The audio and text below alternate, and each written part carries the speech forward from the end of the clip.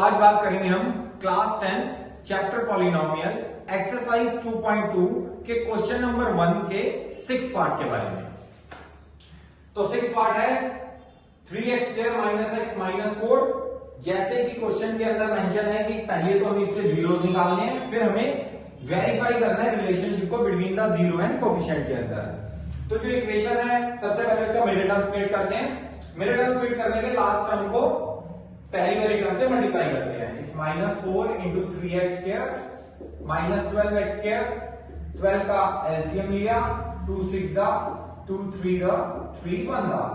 ये जो तीन टर्म है मुझे इसे इस हिसाब से पहले मल्टीप्लाई करके फिर प्लस माइनस करके लिखना है कि मेरा आंसर -3 आ जाए। तो दैट मींस 4 2 to the 4 और 3x², साइन मेरा माइनस का, तो यानी बड़ा नंबर पहले आएगा और उसके साथ माइनस आएगा, फिर छोटा नंबर यानी कि +3 -4। अब एक रफ वर्क मैंने जैसे बताया था यूजुअली कि -4x + 3x सॉल्व करके देखते हैं। इस -x यानी ये वर्ड बिल्कुल ठीक आ रहा है। -4x × 3x मल्टीप्लाई करते हैं -12x² यानी कि ये आना चाहिए, तो ये आ रहा है। तो इसका मतलब जो दो नंबर हमने लिए हैं वो बिल्कुल फैक्टर सही लिए हैं।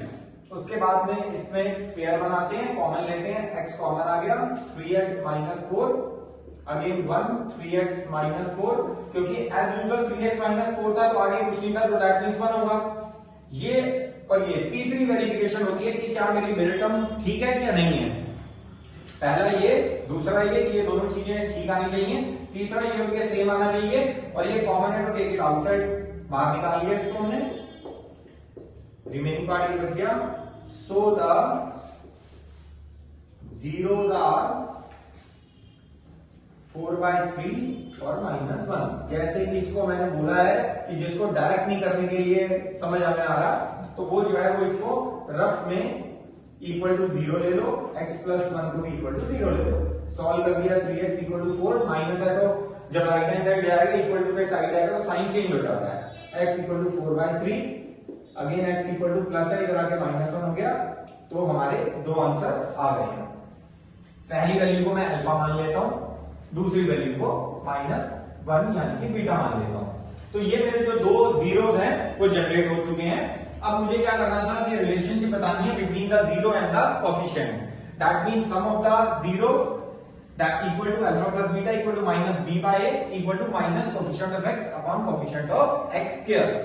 यानी कि लेफ्ट हैंड साइड ले लेते हैं हम alpha plus beta, right hand side ले लेते हैं हम -b/a। वैल्यू पुट करते हैं, अल्फा की वैल्यू है 4/3, बीटा की वैल्यू है -1। तो -1 है तो दैट मींस नीचे कुछ नहीं है, डिनोमिनेटर में तो 1 होगा। इसको सॉल्व करते हैं, एलसीएम लिया 3, 4 - 3, 1/3 is the answer. Right hand side के लिए इस टर्म स्टैंडर्ड फॉर्म को स्टैंडर्ड फॉर्म से कन्वर्ट करते हैं। स्टैंडर्ड फॉर्म को जो एक्चुअल वैल्यू से कंपेयर करते हैं, 3x² - x - 4, a की वैल्यू है 3, b की वैल्यू है -1, c की वैल्यू है -4। जब x के साथ में कुछ नहीं होता तो दैट मींस 1 होता है। तो अब जो है ये वैल्यू राइट हैंड साइड में हम डाल देते हैं। b की वैल्यू है इट्स -1, a की वैल्यू है 3, माइनस से minus cancel, 1/3 is the answer. तो that means left hand side right hand side की इक्वल आ गई है, तो लिख देते हैं left hand side equal to right hand side, hence verified.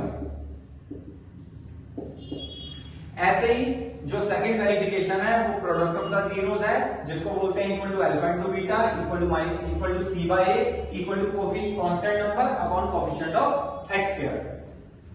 ऐसे ही जो सेकंड वेरिफिकेशन है वो है product of the zero equal to alpha × beta equal to c/a equal to constant number upon coefficient of x²।